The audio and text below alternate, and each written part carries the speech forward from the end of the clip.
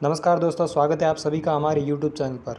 आज के इस एपिसोड में हम बताने वाले हैं कि गवर्नमेंट की जो विद्या सबल योजना है उसके लिए कौन कौन लाभार्थी हैं, कौन कौन इसका आवेदन कर सकता है और क्या रहने वाली उनकी पात्रता, क्या उनके लिए क्वालिफ़िकेशन के लिए जो मापदंड बताए हैं वो क्या रहने वाले हैं।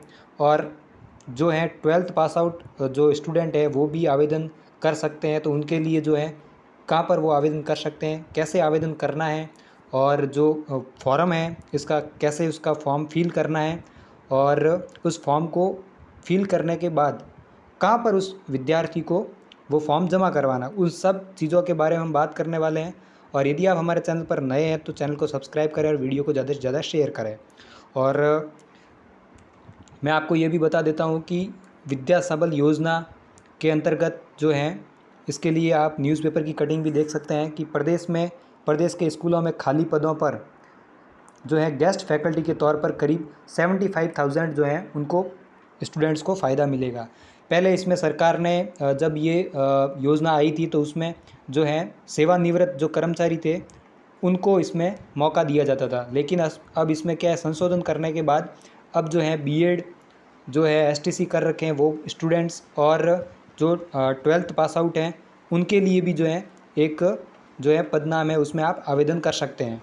तो चलिए शुरुआत करते हैं वीडियो की। तो आप देख सकते हैं पहले तो न्यूज़पेपर की कटिंग है और 75,000 जो है उसको फ़ायदा मिलेगा। और हम आपको ले चलते हैं ऑफिशियल नोटिफिकेशन पर। तो ये रहा ऑफिशियल नोटिफिकेशन, ये है कार्यालय निदेशक माध्यमिक शिक्षा बोर्ड बीकानेर द्वारा ये जारी किया गया था और ये जारी करने की दिनांक है जो 18/7/2022 यानी कि 18 जुलाई को ये जारी कर दिया गया था।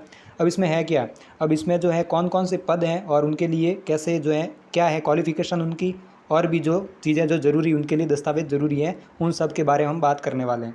तो आप देख सकते हैं कि व्याख्याता व्याख्याता यानी कि जो जीव विज्ञान के व्याख्याता पद के लिए आवेदन करना चाहता है एज ए गेस्ट फैकल्टी, तो आपके पास क्वालिफ़िकेशन क्या क्या होनी चाहिए। तो उसके लिए आपके पास बीएड की डिग्री होनी चाहिए, जो बीएड है उसकी जो है आपके पास बीएड आपने बीएड कर रखी हो। और साथ ही साथ प्राणी विज्ञान, वनस्पति विज्ञान, जीव प्रौद्योगिकी में विश्वविद्यालय अनुदान आयोग यानी कि यूजीसी द्वारा जो मान्यता प्राप्त संस्थान है उससे स्नातकोत्तर यानी कि जो है एमएससी और या उसके समतुल्य परीक्षा जो है वो स्नातक स्तर पर संबंधित विषय का अध्ययन होना चाहिए। यानी संबंधित विषय से संबंध है यहाँ पर प्राणी विज्ञान, वनस्पति विज्ञान, जीव विज्ञान, इनमें से जो भी हैं जो आपके इसमें से एक होनी चाहिए और साथ ही साथ बीएड होनी चाहिए।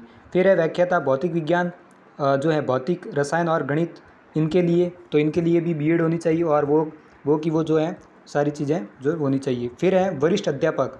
अब वरिष्ठ अध्यापक में कौन कौन से सब्जेक्ट हैं, सब्जेक्ट आप देख लें, अंग्रेजी, हिंदी, गणित और तृतीय भाषा संस्कृत। आप इन सब्जेक्टों और विज्ञान के लिए आवेदन कर सकते हैं और सामाजिक विज्ञान भी इसमें शामिल है। तो वरिष्ठ अध्यापक के लिए सब्जेक्ट तो आप देख चुके हैं, ये सब्जेक्ट रहने वाले हैं। और योग्यता क्या होनी चाहिए, योग्यता आपके बीएड होनी चाहिए, बीएड तीनों में अनिवार्य है इन सब्जेक्ट में।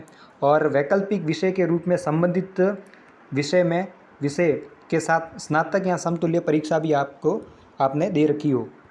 फिर भौतिक विज्ञान के लिए रसायन विज्ञान, प्राणी विज्ञान, वरिष्ठ अध्यापक। यदि आप विज्ञान में जो है आवेदन करना चाहते हैं विज्ञान में, तो इन सब्जेक्ट में आपके पास जो है कम से कम 2 वैकल्पिक विषयों के रूप में स्नातक समतुल्य परीक्षा होनी चाहिए आपके पास में, आपने परीक्षा दे रखी हो। फिर है वरिष्ठ अध्यापक सामाजिक के लिए, वो भी बीएड है। और आप देख सकते हैं कि सामाजिक एसएसटी में जो है सब्जेक्ट रहने वाले इतिहास, भूगोल, अर्थशास्त्र, राजनीति विज्ञान, समाजशास्त्र, लोक प्रशासन, दर्शन शास्त्र में से कम इनमें से 2 विषय वैकल्पिक विषय के रूप में लेकर हिंदी माध्यम में, यहाँ पर आप देख सकते हैं हिंदी माध्यम में स्नातक या समतुल्य परीक्षा आपने दे रखी हो।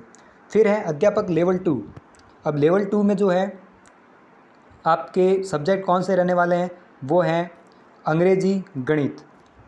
अंग्रेजी और गणित ये 2 सब्जेक्ट रहने वाले। इन दोनों सब्जेक्ट में जो है क्वालिफ़िकेशन क्या रहने वाली है, क्वालिफ़िकेशन रहने वाली है बीएड। आप देख सकते हैं कि बीएड न्यूनतम अंकों के साथ रीट लेवल 2 परीक्षा उत्तीर्ण जिसकी वैधता अवधि समाप्त नहीं की गई हो, ये आपके पास होनी चाहिए इसकी जो है क्वालिफ़िकेशन। और एक बात ये है कि इसके लिए अंग्रेजी या गणित जो सब्जेक्ट आप जिस सब्जेक्ट में आप आवेदन करते हैं तो उसमें न्यूनतम 50% अंकों सहित आपने वैकल्पिक विषय जो है स्नातक उसमें किया हो, 50% जो है न्यूनतम अंक उसके लिए चाहिए।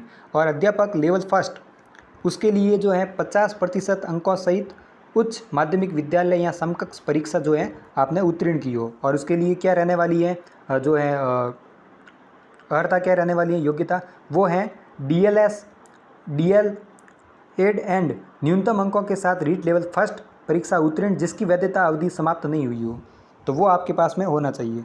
फिर है शारीरिक शिक्षा अध्यापक। अब शारीरिक शिक्षा अध्यापक जो PTI के लिए आवेदन करना चाहते हैं तो उनकी जो है उनके पास CPED या DPED या BPED, ये इन तीनों में से कोई एक उनके पास में होना चाहिए। और फिर है कि किसी मान्यता प्राप्त बोर्ड से सीनियर सेकेंडरी अथवा समतुल्य परीक्षा उत्तीर्ण की हो। फिर है, अब मैं आपको बताने वाला हूँ कि कौन जो बच्चा है जो 12th पास आउट है और वो भी इस योजना का लाभार्थी बन सकता है, तो उसके लिए आपके पास क्या क्वालिफिकेशन होने वाली है, तो वो मैं आपको बता देता हूँ। यदि आपने सिर्फ 12वीं तक परीक्षा, जो 12वीं तक आपके पास जो है मार्कशीट है और वो भी आप आवेदन करना चाहते हैं, तो आपके पास क्या जो है मानदंड होने चाहिए।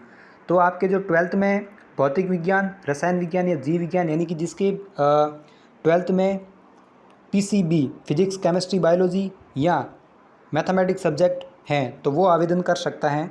लेकिन उसके लिए एक और शर्त है कि कम से कम गणित कम से कम 3 विषय वैकल्पिक विषयों के रूप में लेकर सीनियर सेकेंडरी यानी कि 12वीं या समतुल्य परीक्षा उसने दे रखी हो, तो वो आवेदन कर सकता है। अब उसके लिए जो है और भी मैं आपको बता देता हूँ कि इसके लिए क्या जो है मानदेय क्या रहने वाला है, आपको मतलब कितना वेतन दिया जाएगा वो है, यानी कि ग्रेड 3 उनके लिए ग्रेड 3 है वो पहली से जो है 8वीं कक्षाओं के बच्चों को पढ़ाएंगे और उनके लिए जो है प्रति घंटा मानदेय प्रति घंटे के हिसाब से आपको पे किया जाएगा। तो वो प्रति घंटा मानदेय 300 रुपये रहने वाला और अधिकतम मासिक पे जो है मानदेय 21,000 रहने वाला है। फिर है ग्रेड 2 उनके 9वीं से 10वीं कक्षा में वो जो है अपनी सेवाएं देंगे और उनके लिए प्रति घंटा मानदेय है 350 रुपये और अधिकतम 25,000 रुपये जो है मानदेय मासिक होगा।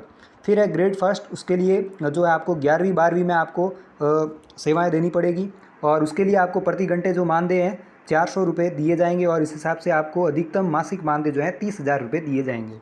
फिर है शारीरिक शिक्षा अध्यापक यानी PTI के लिए है, तो उसके लिए कक्षा आपको पढ़ाना तो है नहीं, आपको जो है शारीरिक शिक्षा के जो क्षेत्र में जो कार्य विद्यालय में करवाए जाते हैं वो आपको करवाने होंगे। तो उसके लिए आपको जो है 300 रुपये और प्रयोगशाला सहायक जो 12वीं पास आउट है उसके लिए जो है 300 रुपये रहने वाले, अधिकतम 2100।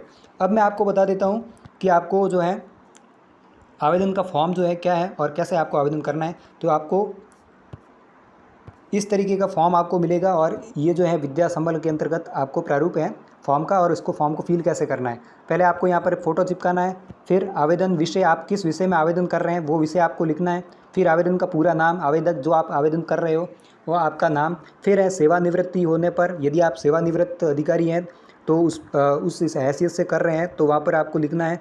और यदि आप उसके हिसाब से नहीं कर रहे हैं, स्टूडेंट यानी कि B.Ed और जो है B.Ed वाले हैं तो वो स्टूडेंट वहाँ पर ये नहीं भर सकते हैं। फिर है पिता का नाम, फिर है माता का नाम, जन्म दिनांक जो आपकी रहने वाली, मोबाइल नंबर, व्हाट्सएप नंबर जो आपके हैं जो चालू हैं वो, और स्थायी पता आपको डालना है, फिर है आपकी ईमेल आईडी ये डालनी है। अब है क्वालिफिकेशन शैक्षणिक योग्यता का विवरण, इसमें आपको लिखना है यदि आप जितनी भी आपकी लास्ट डिग्री हो रखी है उसको आप दे सकते हैं।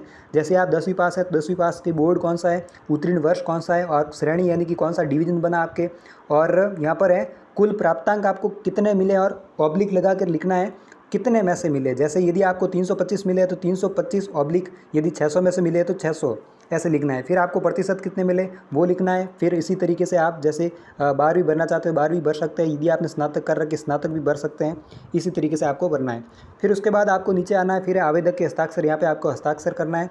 फिर है शपथ, फिर आपको ये शपथ जो आप ग्रहण करते हैं उसके लिए भी आपको हस्ताक्षर करना है। फिर है शपथ पत्र जो है, इसमें आपको क्या भरना है, जो आपका नाम आएगा, आपके पिताजी का नाम आएगा, फिर आपका विभाग, किस विभाग में आप आवेदन कर रहे हो, संस्थान में आवेदन कर रहे हो और किस दिनांक को गेस्ट फैकल्टी के रूप में आपने उपस्थिति दी वो है। और इसमें यदि मैंने जो है विभाग, जिस विभाग का नाम, विभाग का नाम, फिर उसके बाद जो है विज्ञापन जो है डेट यहाँ पर लिखनी है। फिर उसके बाद इस तरीके से आपको फॉर्म भरना है और उसके जस्ट सारा फॉर्म भरने के बाद में आपको यहाँ पर 2 सिग्नेचर अपने करने हैं। तो इस तरीके से आप आवेदन कर सकते हैं। और यदि इसी तरीके से आप सरकारी योजनाओं से संबंधित अपडेट लेना चाहते हैं, हमारे चैनल को सब्सक्राइब करें और ज़्यादा से ज़्यादा वीडियो को शेयर करें। धन्यवाद।